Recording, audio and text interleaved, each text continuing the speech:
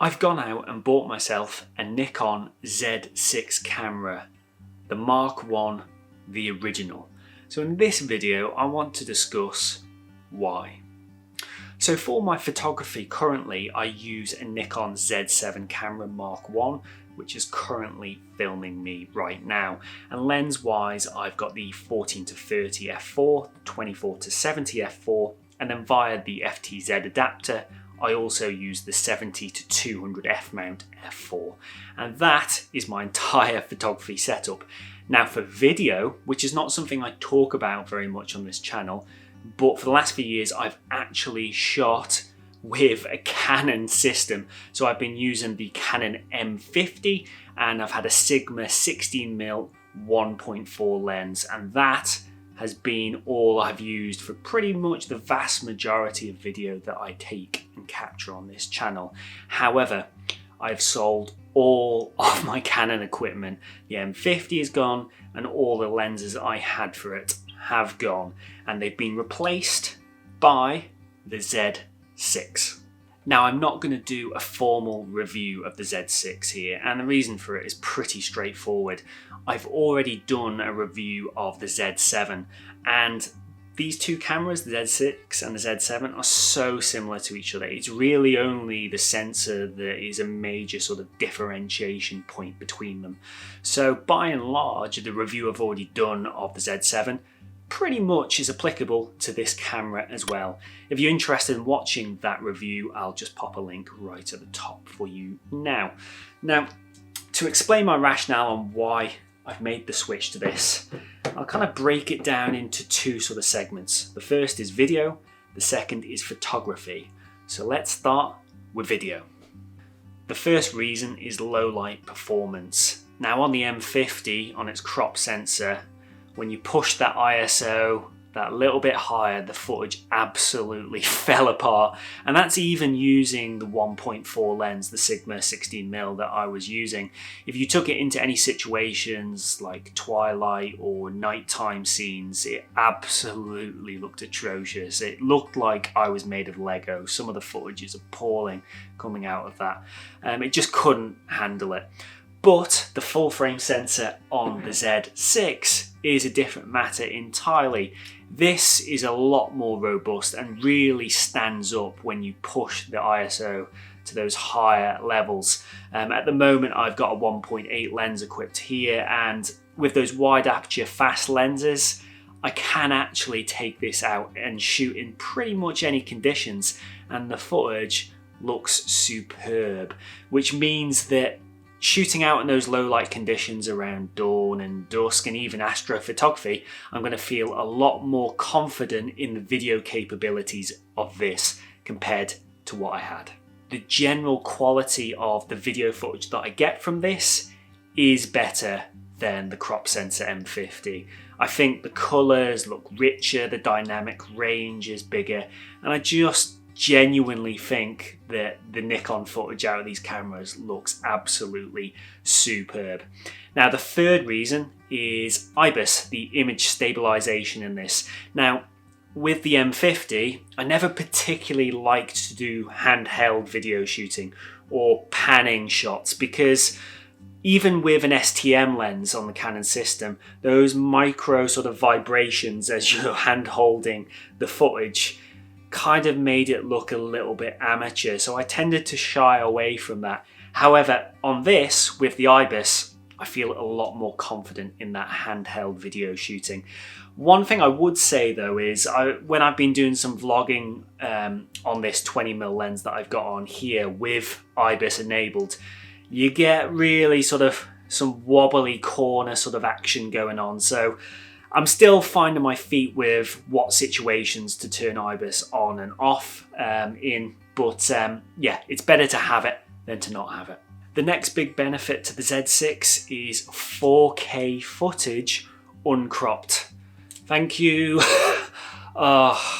it is a revelation to actually have uncropped 4K footage, and that's exactly what I'm shooting in right now with the Z7. Now, I don't upload any of my videos in 4K, but by shooting in 4K and then downscaling to 1080p, I tend to find you get a lot more crisper, sharper footage, and I've been really impressed with what I've been getting out of this so far. The 4K footage on the M50 was absolutely appalling. I think it had a 1.7 crop when you applied it, if my memory serves me correctly, and the autofocus was basically unusable when you engaged it. It was a right pain in the arse. So it is beautifully satisfying to actually finally be able to shoot proper 4K footage. The next point is an absolutely massive one camera ecosystem. So what I mean by that is, in the past when I was shooting Nikon and Canon, I'd kind of have to split my brain on the button layouts on the respective systems and the menu layouts, and just generally how to get the best out of both of those different systems. And it made life a little bit more difficult than it needed to be.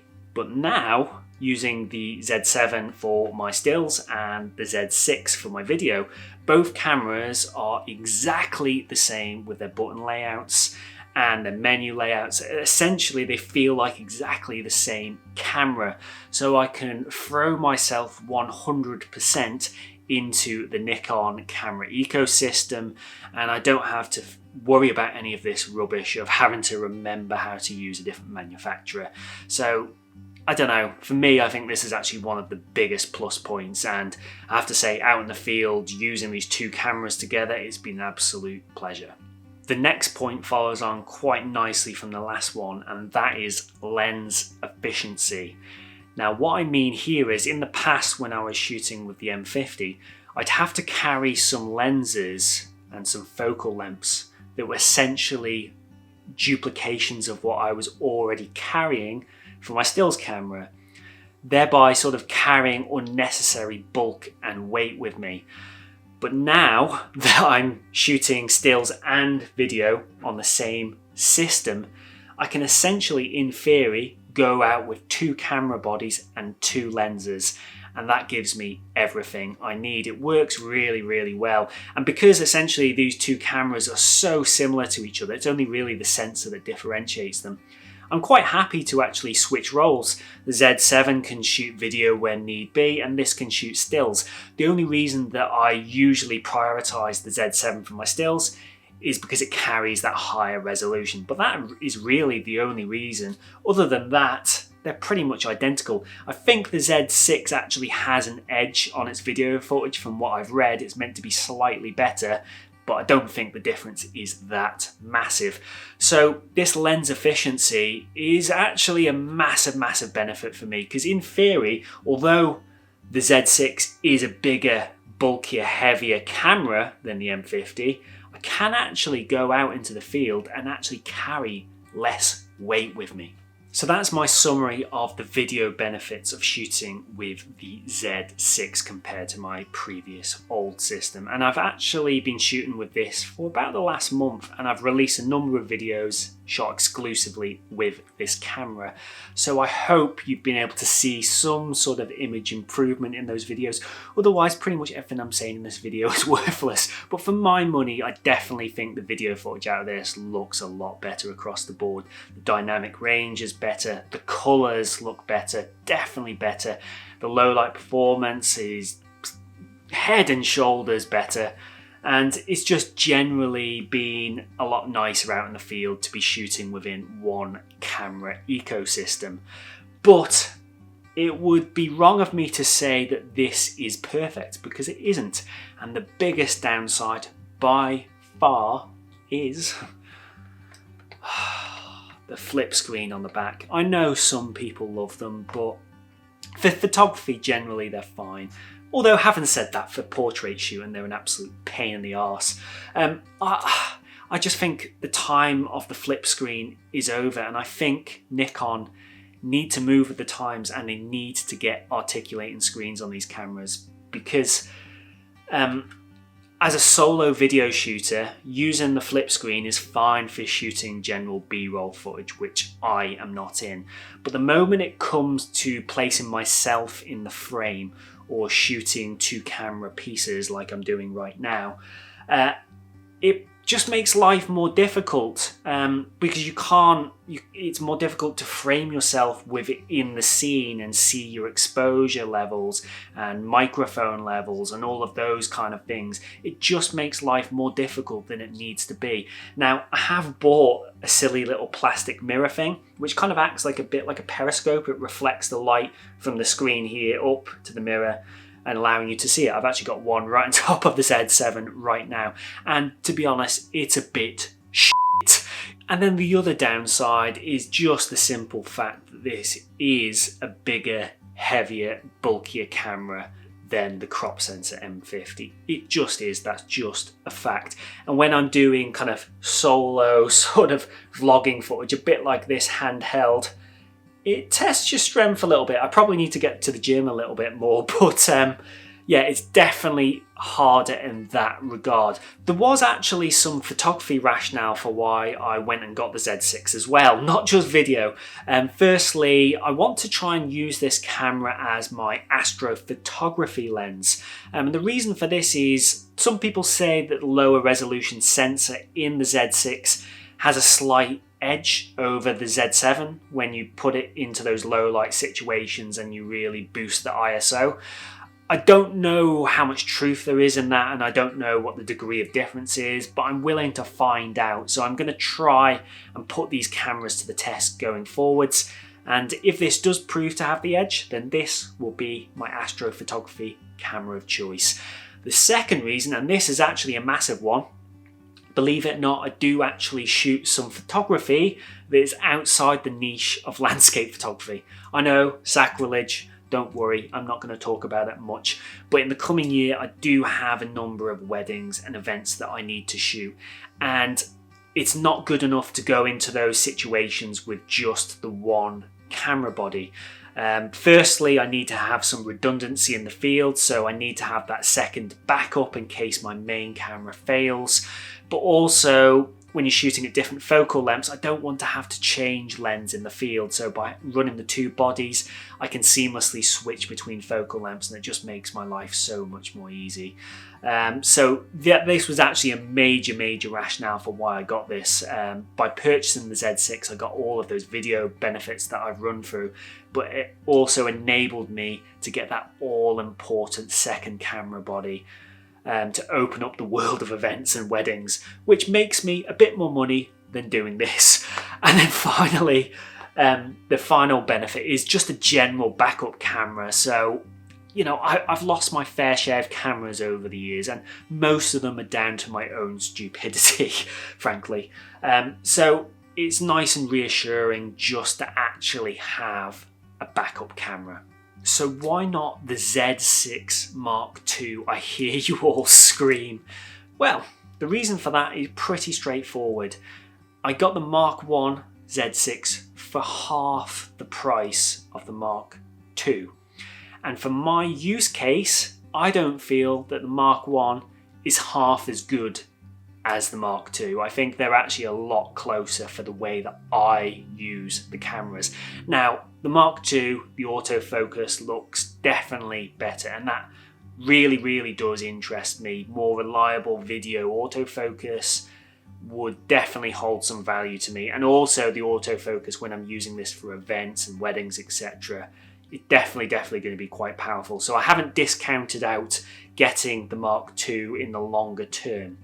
However, these cameras share more similarities than they do differences.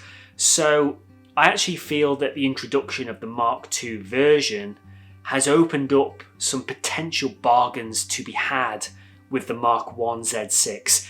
And that's exactly what I took advantage of, because I bought this second hand on eBay. And essentially, I got it for exactly the same price as what I sold all of my Canon gear for. So I essentially got this for absolutely nothing.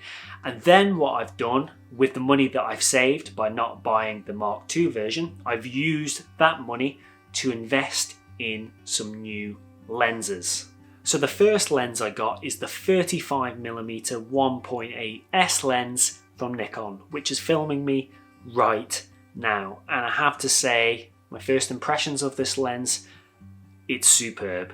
It is absolutely sublime. It really, really is. And I'm going to be using this primarily for event shooting, like weddings, etc., that I've touched upon earlier. I'm also going to use it for video, so for 2 camera pieces, particularly in my studio, if you can call it that.